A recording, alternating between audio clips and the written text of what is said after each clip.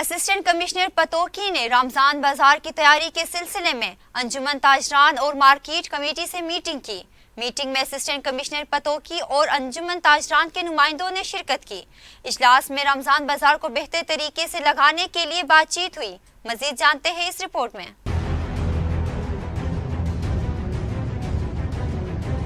Assistant commissioner Pattoki Usama Sharon نیازی کی زیر صدارت ماہ رمضان میں انتظامات کے حوالے سے اجلاس منعقد کیا گیا۔ اجلاس میں مرکزی انجمن ترجمان کے صدر رانا ممتاز علی خان سمیت سیاسی و سماجی افراد نے شرکت کی۔ اجلاس میں رمضان بازار میں ضروریات زندگی کی تمام چیزوں کی اعلیٰ کوالٹی اور مکمل دستیابی پر تبادلہ خیال کیا گیا۔ انجمن ترجمان کے رہنما میاں سرفراز احمد، حاجی عباس، میاں عبدالعزیز سمیت کریانہ اسٹور، پھل اور سبزی فروشوں نے رمضان المبارک کے پورے مہینے میں معیاری اشیاء کی مکمل فراہمی کی یقین دہانی کرائی اور کہا کہ وہ پہلے کی طرح اس دفعہ بھی پتوکی انتظامیہ کے ساتھ مل کر پتوکی میں لگنے والے رمضان بازار میں اہلیان پتوکی کے لیے معیاری اشیاء کی فراہمی کو یقینی بنانے کے ساتھ ساتھ ان اشیاء کی نرخ بھی اسسٹنٹ کمشنر پتوکی اور حکومت پنجاب کے دی گئی لسٹوں کے مطابق رکھیں گے۔ اس موقع چیف آفیسر میونسپل